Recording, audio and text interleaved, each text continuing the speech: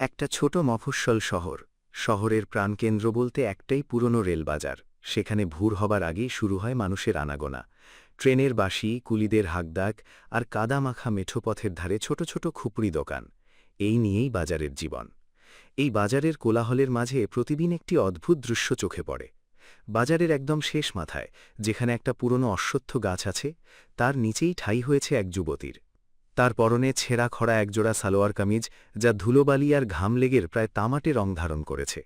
মাথার চুলগুলো জটপাকানো, মুখে ক্লান্তির ছাপ।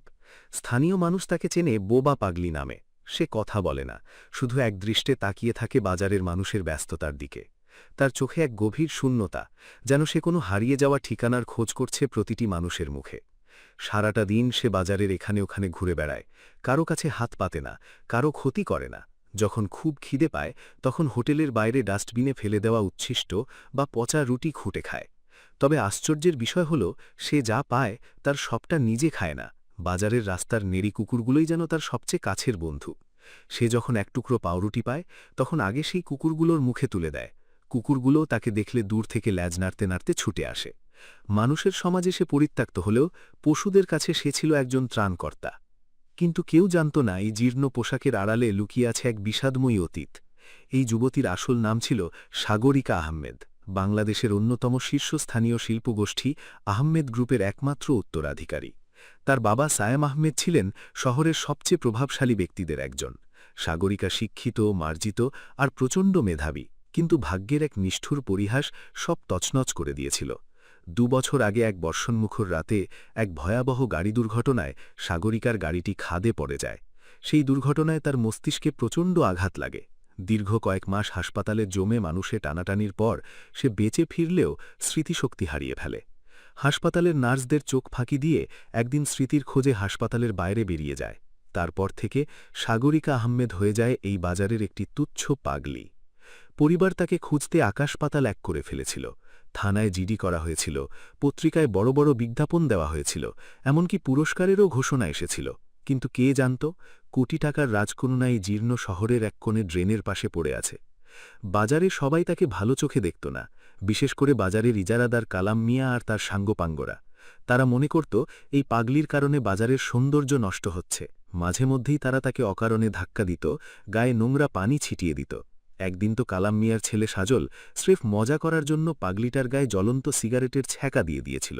সাগরিকা যন্ত্রণায় কাতরালেও কোনো প্রতিবাদ করতে পারেনি, শুধু তার চোখ দিয়ে টপ টপ করে জল পড়ছিল। তবে এই অন্ধকারের মাঝেও এক টুকরো আলোর মতো ছিলেন মরিয়ম বিবি। বাজারের এক কোণে বসে তিনি প্রতিদিন পিঠা আর সিদ্ধ ডিম বিক্রি করতেন। তার নিজের বলতে দুনিয়াতে কেউ নেই। একমাত্র ছেলেটি ছোটবেলায় কলেরায় মারা যায়। তারপর থেকে বাজারের এই মানুষগুলোকেই তিনি নিজের পরিবার ভাবতেন। মরিয়ম বিবি এই পাগলি যুবতীর মাঝে নিজের হারিয়ে যাওয়া মেয়ের মুখ দেখতে পেতেন। প্রতিদিন দুপুরে যখন তিনি নিজের জন্য বাড়ি থেকে ভাত নিয়ে আসতেন, তখন তার একটা বড় অংশ আলাদা করে রাখতেন। তিনি ডাকতেন, ওরে মা, এদিকে আয়, খেয়ে যা। সাগরিকা এসে তার পায়ের কাছে বসত। মরিয়ম বিবি পরম মমতায় তার মুখে লোকমা তুলে দিতেন। মাঝে মধ্যেই আঁচল দিয়ে সাগরিকার মুখ মুছিয়ে দিতেন আর বলতেন, আহারে, কার না জানি মানিক তুই, তোর মা হয়তো তোর পথ চেয়ে কাঁদতে কাঁদতে অন্ধ হয়ে গেছে।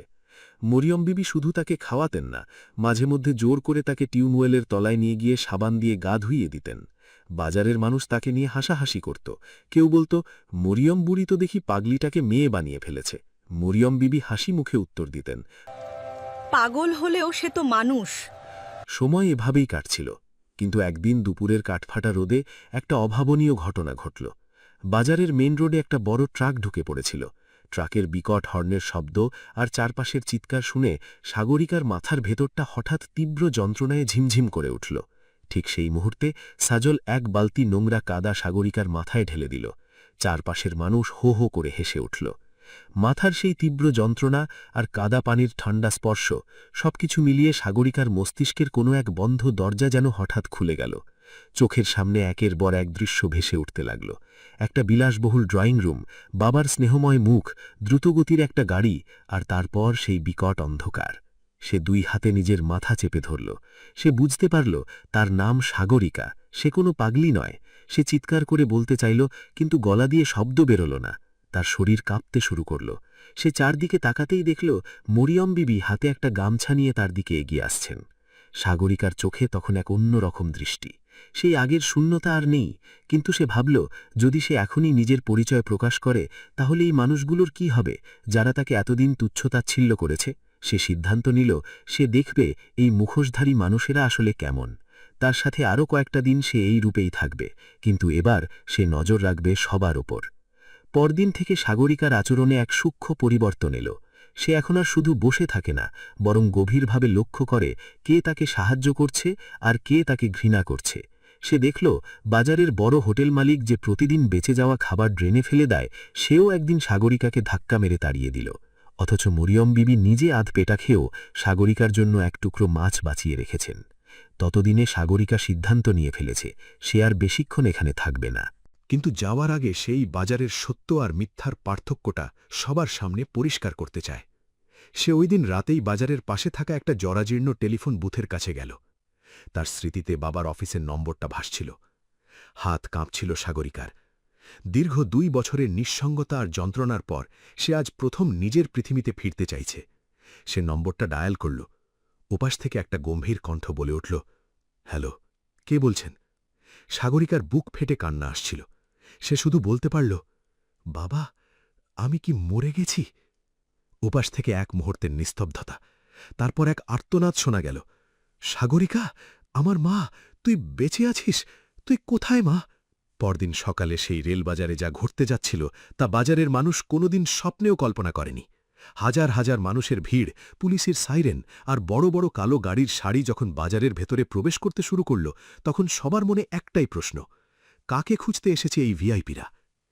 এলাকার মানুষ অবাক হয়ে দেখল গাড়ি থেকে নামলেন দেশের বিখ্যাত ব্যবসায়ী সায়েম আহমেদ। তার চোখ দুটি কান্নায় লাল। সবাই ভাবছিল কোনো বড় রেড হবে কিনা, কিন্তু সবাইকে চমকে দিয়ে সায়েম আহমেদ সোজা হেঁটে গেলেন সেই ধুলোবালির অশ্বত্থ গাছটার দিকে, যেখানে তখন সাগরিকা বসেছিল। তার গায়ে সেই একই জীর্ণ পোশাক। মেয়েকে দেখামাত্রই কোটিপতি বাবা 2 হাঁটু গেড়ে বসে পড়লেন ধুলোর মাঝেই। চিৎকার করে জড়িয়ে ধরলেন সাগরিকাকে। মা, আমার মানিক, তুই এই নরকে ছিলি এতদিন? পুরো বাজার মুহূর্তের জন্য স্তব্ধ হয়ে গেল। দোকানের ঝাপগুলো আধ খোলা রেখে দোকানদাররা হাঁ করে তাকিয়ে রইল। কালাম মিয়ার হাত থেকে চায়ের কাপটা পড়ে ভেঙে গেল। যে পাগলিকে তারা প্রতিদিন অপমান করেছে, সে আসলে এই দেশের এক রাজকন্যা। ভয়ে আর আতঙ্কে বাজারের অনেকেরই মুখ ফ্যাকাশে হয়ে গেল। সাগরিকা উঠে দাঁড়াল। তার চোখে এখন আর সেই শূন্যতা নেই, বরং এক দৃঢ় তেজ। সে তার বাবার দিকে তাকিয়ে শান্ত গলায় বলল, বাবা, আমি যাব, তবে একটা মানুষের হাত না ধরে আমি এখান থেকে এক পাও নড়ব না। সে ধীর পায়ে এগিয়ে গেল মরিয়ম বিবির সেই ছোট ঝুপড়ি দোকানের দিকে। মরিয়ম বিবি তখন এক কোণে জড়সড় হয়ে দাঁড়িয়ে কাঁপছিলেন। তিনি বুঝতে পারছেন না কি হচ্ছে। সাগরিকা গিয়ে পরম শ্রদ্ধায় মরিয়ম বিবির পা ছুঁয়ে সালাম করল।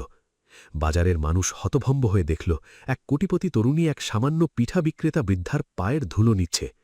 সাগরিকা বলল, মা, আপনার সাগরিকা আর পাগলি নেই। আজ আমি আপনার মেয়ে হয়ে আপনাকে নিতে এসেছি। সায়েম আহমেদ এগিয়ে এসে কৃতজ্ঞ চিত্তে মরিয়ম বিবির মাথায় হাত রাখলেন। তিনি বুঝতে পারলেন এই একলা নারী তার মেয়েকে 2 বছর জমের হাত থেকে আগলে রেখেছেন। তিনি তৎক্ষণাৎ ঘোষণা করলেন, এই বাজারের পুরো নিয়ন্ত্রণ আজ থেকে আমার মেয়ের, আর এই মহিয়সী নারী আজ থেকে আমার পরিবারের সদস্য। তাকে ছাড়া সাগরিকা এক মুহূর্ত থাকবে না। যাওয়ার আগে সাগরিকা একবার ঘুরে দাঁড়াল। তার দৃষ্টি পড়ল কালাম মিয়া আর সজলের দিকে। তারা তখন ভয়ে কাঁপছে। সাগরিকা তাদের দিকে তাকিয়ে শুধু একটা কথাই বলল, মানুষের আসল রূপ তার বিপদের সময় চেনা যায়।